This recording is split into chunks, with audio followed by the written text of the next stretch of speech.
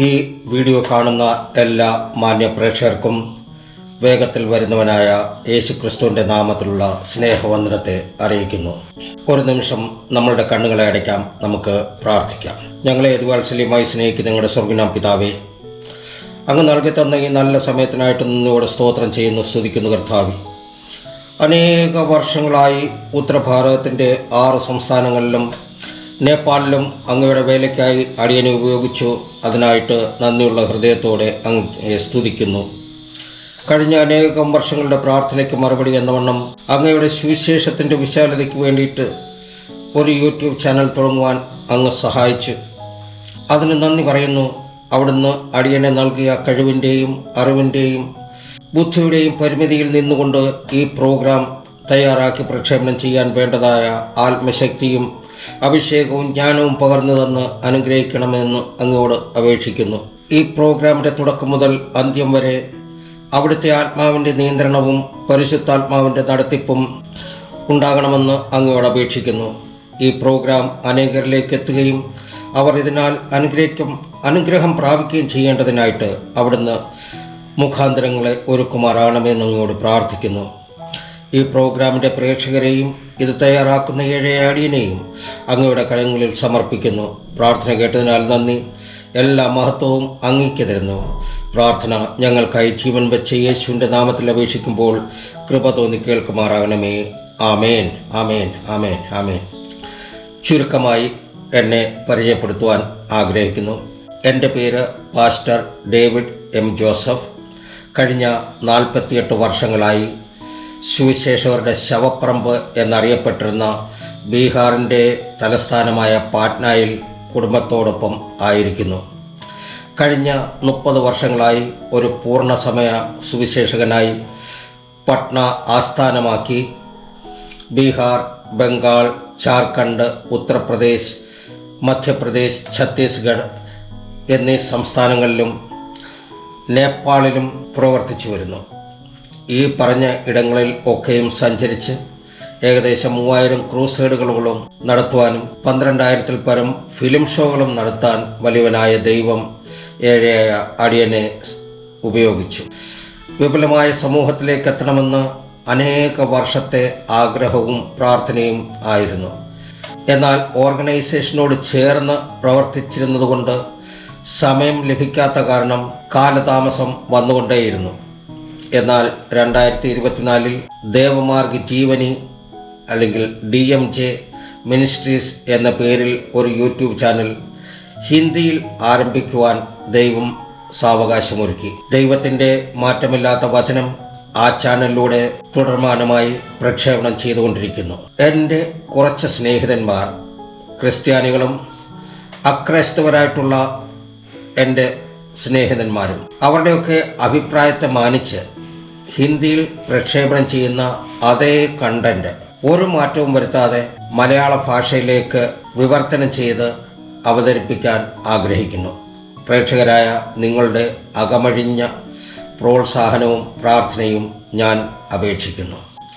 നമ്മുടെ കൈവശമിരിക്കുന്ന സത്യവേദ പുസ്തകം അടിസ്ഥാനമാക്കിയുള്ള ഈ പ്രോഗ്രാമിൻ്റെ മുഖ്യ ഉദ്ദേശം ക്രിസ്ത്യാനികളെ വീണ്ടും ക്രിസ്ത്യാനികളാക്കുക എന്നുള്ളതല്ല, മറിച്ച് ഈ ബൈബിളിൽ എഴുതിയിട്ടുള്ള അതിമഹത്തായ സന്ദേശങ്ങളും ഉപദേശങ്ങളും ഇതിനെപ്പറ്റി അറിവില്ലാത്ത ഒട്ടനേകം സഹോദരന്മാർ നമ്മുടെ ചുറ്റുമുണ്ട്. അവരുടെ മുന്നിലേക്ക് ഞാൻ അറിഞ്ഞ സത്യം എത്തിക്കുക.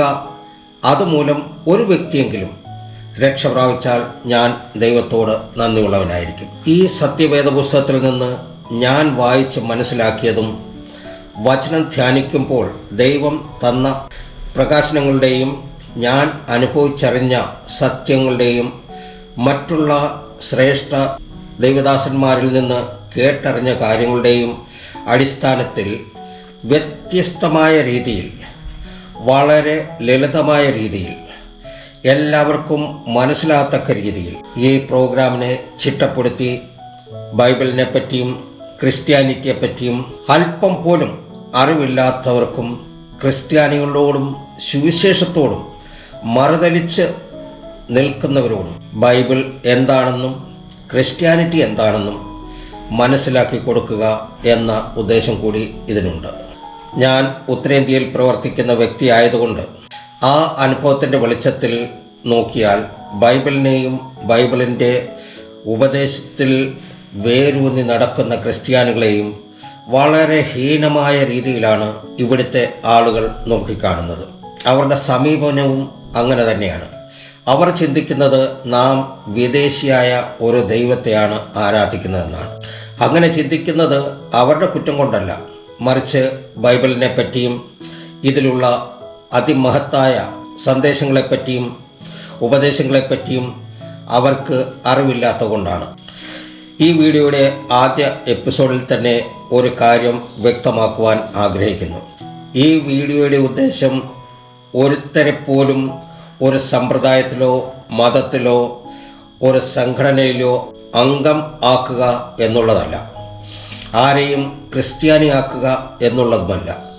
മറിച്ച് ഈ പ്രോഗ്രാം ശ്രദ്ധയോടെ കേൾക്കുകയും മനസ്സിലാക്കുകയും ചെയ്യുകയാണെങ്കിൽ നിങ്ങളുടെ വിചാരങ്ങൾ, നിങ്ങളുടെ സ്വഭാവം, നിങ്ങളുടെ വ്യവഹാരം, നിങ്ങളുടെ ദിനചര്യ, മറ്റുള്ളവരോട് നിങ്ങൾക്കുള്ള സമീപനം തുടങ്ങി ഒരു സമ്പൂർണമായ പരിവർത്തനം നിങ്ങളുടെ ജീവിതത്തിൽ വരികയും നിങ്ങൾ ഒരു ഉത്തമ വ്യക്തിയായി മാറുമെന്നുള്ള കാര്യത്തിൽ എനിക്ക് ലേശം പോലും സംശയമില്ല.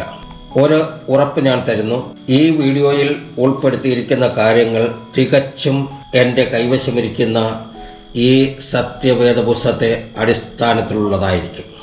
മറ്റുള്ളവർക്ക് ദോഷം വരുന്ന കാര്യങ്ങളോ അന്യമതങ്ങളെപ്പറ്റിയോ അവരുടെ വിശ്വാസത്തിന് ക്ഷതമേൽക്കുന്ന എന്തെങ്കിലും കാര്യങ്ങളോ ഈ വീഡിയോയിൽ ഉൾപ്പെടുത്തില്ല. ഒരു കാര്യം കൂടി പറയാൻ ആഗ്രഹിക്കുന്നു, ഈ വീഡിയോ ഒരു തർക്കത്തിനോ വിവാദങ്ങൾക്കോ അല്ല. ബൈബിളിലെ സത്യം മനസ്സിലാക്കി ആത്മാവിൽ മുന്നേറുക എന്നുള്ളത് മാത്രമാണ്.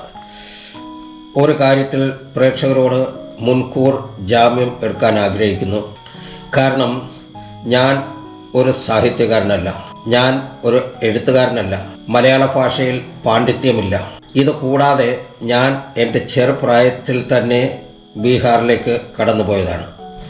അന്നു മുതൽ ഹിന്ദി ഭാഷ മാത്രം കൈകാര്യം ചെയ്തതുകൊണ്ട് മലയാളത്തോടുള്ള അല്ലെങ്കിൽ മലയാള ഭാഷയിലുള്ള എഴുത്തും വായനയും വളരെ വിരളമായിരുന്നു. അതുകൊണ്ട് ഈ വീഡിയോയിൽ ഉപയോഗിക്കുന്ന പദപ്രയോഗങ്ങൾ, ഭാഷാശൈലി, അക്ഷരസ്ഫുടതയില്ലായ്മയും ഇവയൊക്കെയും വന്നു ഭവിച്ചാൽ നിങ്ങൾ എന്നോട് ക്ഷമിക്കുക. അതുപോലെ ചിലപ്പോൾ ഹിന്ദി വാക്കുകൾ വന്നുപോയെന്നിരിക്കാം. ഇതൊന്നും വരാതിരിക്കാൻ ഞാൻ ശ്രമിക്കാം. അഥവാ വന്നുപോയാൽ അവയൊക്കെയും ക്ഷമിച്ച് ഇതിനോട് സഹകരിക്കുകയും പ്രോത്സാഹിപ്പിക്കുകയും ചെയ്യണമെന്ന് വിനയം താഴ്മയായിട്ട് ഞാൻ അപേക്ഷിച്ചുകൊണ്ട് ഈ വീഡിയോയിലേക്ക് കടക്കുന്നു. എനിക്ക് വേണ്ടി നിങ്ങളും പ്രാർത്ഥിക്കുക. ഞാൻ ഉത്തരഭാരതത്തിൽ വന്ന് സുവിശേഷം ആരംഭിച്ച കാലം മുതൽ അനേകം വ്യക്തികൾ ബൈബിളിനെ പറ്റിയും ക്രിസ്ത്യാനിറ്റിയെ പറ്റിയും അനേക തരത്തിലുള്ള ചോദ്യങ്ങൾ ചോദിക്കാറുണ്ട്. ഒരുപക്ഷെ ഈ വീഡിയോ കാണുന്ന അക്രൈസ്തവരായുള്ള സഹോദരി സഹോദരന്മാരുടെ മനസ്സിലും ഇതുപോലെയുള്ള ചോദ്യങ്ങൾ ഉയർന്നു വന്നിട്ടുണ്ടാകാം. അതുകൊണ്ട് ആ ചോദ്യങ്ങളും അതിൻ്റെ ഉത്തരവും എന്ന രീതിയിൽ ഈ പ്രോഗ്രാമിനെ പ്രേക്ഷകരിലേക്ക് എത്തിക്കുവാൻ താല്പര്യപ്പെടുന്നു. ഇങ്ങനെ ചെയ്താൽ നിങ്ങൾക്കും അത് പ്രയോജനകരമാകും എന്ന് ഞാൻ ചിന്തിക്കുന്നു. സാധാരണയായി ഉത്തരേന്ത്യൻ സംസ്ഥാനങ്ങളിൽ സുവിശേഷത്തിൻ്റെ ഭാഗമായി ലഘുലേഖകളും Christian comic books, New Testament, full Bible ഒക്കെ വിതരണം ചെയ്യാറുണ്ട്. ഒരുപക്ഷെ അതിനാലാകണം കുറേ ആളുകൾ എന്നോട് ചോദിച്ച ഒരു ചോദ്യമുണ്ട്.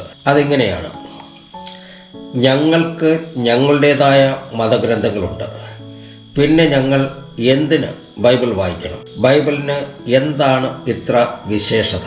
നിങ്ങൾ എന്തിനാണ് ഫ്രീ ആയി ബൈബിൾ കൊടുക്കുന്നത്? ഈ ചോദ്യങ്ങൾക്ക് ഒറ്റ വാക്കിൽ ഉത്തരം പറയുക സാധ്യമല്ല. അതിനാൽ തന്നെ സത്യവേദ പുസ്തകത്തെ പറ്റിയുള്ള ഒരു ശരിയായ പരിചയപ്പെടുത്തലിൻ്റെ ആവശ്യകതയുണ്ട്. ഈ ലോകത്തിൽ അനേക മതഗ്രന്ഥങ്ങളുണ്ട്, നോവലുകളുണ്ട്, കഥാപുസ്തകങ്ങളുണ്ട്, ചരിത്ര പുസ്തകങ്ങളുണ്ട്, ശാസ്ത്രീയ ഗ്രന്ഥങ്ങളുണ്ട്, കവിതാ സമാഹാരമുണ്ട്, ആത്മകഥകളുണ്ട്, ചെറുകഥകളും പദ്യങ്ങളും അടങ്ങുന്ന പുസ്തകങ്ങളുണ്ട്. എന്നാൽ ഞങ്ങളുടെ കൈവശമിരിക്കുന്ന ഈ സത്യവേദ പുസ്തകം ഈ കാറ്റഗറിയിലൊന്നും പെടുന്നതല്ല. അതിനാൽ തന്നെ സത്യവേദ പുസ്തകത്തെ പറ്റിയുള്ള ഒരു വിശദമായ പരിചയപ്പെടുത്തലിൻ്റെ ആവശ്യമുണ്ടെന്ന് എനിക്ക് തോന്നി. ഒറ്റ വാക്കിൽ ബൈബിൾ എന്താണെന്ന് ചോദിച്ചാൽ, Bible is the book of books. ഈ ബൈബിൾ പരിചയം പല ഭാഗങ്ങളായി തിരിച്ച് പറയുവാനായിട്ട് ഞാൻ ആഗ്രഹിക്കുന്നു. അതിൻ്റെ ഭാഗം 1 കിടക്കുകയാണെങ്കിൽ, സത്യവേദ പുസ്തകത്തിന് ബൈബിൾ എന്ന പേര് എങ്ങനെ കിട്ടി? ഒരു പക്ഷക്കാർ ഇങ്ങനെ പറയുന്നു, ബൈബിൾ എഴുതുവാൻ ഉപയോഗിച്ച വസ്തുക്കളുടെ അടിസ്ഥാനത്തിലാണ് ബൈബിൾ എന്ന പേര് വന്നതെന്ന്. എന്നാൽ ആധികാരികമായി ചരിത്രരേഖകളുടെ അടിസ്ഥാനത്തിൽ പറയുമ്പോൾ, the Bible take its name from the Latin word ബിബ്ലിയ. ബിബ്ലിയയുടെ അർത്ഥം book or books, which come from the Greek word ta biblia. The books traced to the port city of Gebal, known as Byblos to the Greeks. Ta biblia എന്ന് പറഞ്ഞാൽ the books. ഇത് ഗ്രീക്കിലെ ക്രിസ്ത്യാനികൾ അംഗീകരിച്ച പദമാണ്. ബിബ്ലിയ എന്ന പദത്തിൽ നിന്നാണ് ബൈബിൾ എന്ന പേര് ലഭിച്ചത്. ബൈബിൾ സ്വയം സ്വീകരിച്ച ഒരു പദമാണ് ഹോളി സ്ക്രിപ്ചേഴ്സ്. മലയാളത്തിൽ പറഞ്ഞാൽ തിരുവെഴുത്ത്. മലയാളത്തിൽ ബൈബിളിനെ നാം സത്യവേദ പുസ്തകം എന്ന പേരിലാണ് അറിയപ്പെടുന്നത്. ദാനിയേലിൻ്റെ പുസ്തകം 10-ാം അധ്യായത്തിൻ്റെ 21 പറയുന്നത്, എന്നാൽ സത്യഗ്രന്ഥത്തിൽ എഴുതിയിരിക്കുന്നത് എന്നാണ്. ഞങ്ങളുടെ കൈവശമിരിക്കുന്ന സത്യവേദ പുസ്തകം ഒരു മതഗ്രന്ഥമല്ല. സത്യവേദ പുസ്തകം നമ്മെ രക്ഷയുടെ മാർഗത്തിലേക്ക് നയിക്കുന്ന ഒരു ഉത്കൃഷ്ട ഗ്രന്ഥമാണ്. ഈ ബൈബിൾ പൂർണ്ണമായും ദൈവത്തിൻ്റെ പ്രേരണയാൽ രചിക്കപ്പെട്ട ഗ്രന്ഥമാണ്. അതിനാൽ തന്നെ സത്യം എന്തെന്ന് പഠിപ്പിക്കാനും തെറ്റിനെ ഖണ്ഡിക്കുവാനും നമ്മെ തെറ്റിൽ നിന്നും തിരുത്തി സത്യത്തിൻ്റെ മാർഗത്തിൽ നടക്കുവാനും പഠിപ്പിക്കുന്ന ഒരു ഗ്രന്ഥമാണ് ബൈബിൾ. ഇതിൻ്റെ മുഖ്യ ഉദ്ദേശം നമ്മോടുള്ള ദൈവത്തിൻ്റെ സ്നേഹം പ്രകടിപ്പിക്കുവാനും രക്ഷയുടെ മാർഗം നമ്മെ അറിയിക്കുവാനുമാണ്. മറ്റൊരു രീതിയിലും കൂടി ബൈബിളിനെ നിങ്ങൾക്ക് പരിചയപ്പെടുത്തുവാൻ ആഗ്രഹിക്കുന്നു. This is a guide book for mankind, the maker's manual for mankind. Bible നമുക്ക് വേണ്ടിയുള്ള ഒരു മാർഗദർശിയാണ്. മനുഷ്യരാശിയെപ്പറ്റിയും ചരിത്രത്തെപ്പറ്റിയും മനസ്സിലാക്കാവുന്ന ആധികാരികമായ മറ്റൊരു ഗ്രന്ഥവും ഈ ലോകത്തിലില്ല. Bible is an inspired, invaluable, inherited, eternal word of God. Bible ഒരു ശാശ്വതമായ, അമൂല്യമായ, പാരമ്പര്യമായ, പ്രയോജനകരമായ ഗ്രന്ഥമാണ്. ഇത് ചരിത്രസത്യമായ ഒരു വസ്തുതയാണ്, ചരിത്രസത്യമായ കാര്യമാണ്. It is a historical truth. Bible is A book of 7 P's. P for Patna. അതെന്താണെന്ന് നമുക്കൊന്ന് നോക്കാം. Bible is A book of principles. Bible is A book of promises. Bible is A book of practices. ബൈബിൾ is A book ഓഫ് percepts. Bible is a book of patterns. Bible is a book of prayers. Bible is a book of prophecies. ഇങ്ങനെ 7 P ചേർന്നതാണ് ഈ Bible എന്ന് ഞാൻ പറയുന്നു. ഇപ്പോൾ ഈ എപ്പിസോഡ് ഇവിടെ അവസാനിപ്പിക്കുന്നു. അടുത്ത എപ്പിസോഡിൽ ബൈബിളിനെ പറ്റിയുള്ള പരിചയപ്പെടുത്തൽ തുടർന്നുകൊണ്ടിരിക്കും. അതുവരത്തേക്ക് എല്ലാവർക്കും നന്ദി, നമസ്കാരം.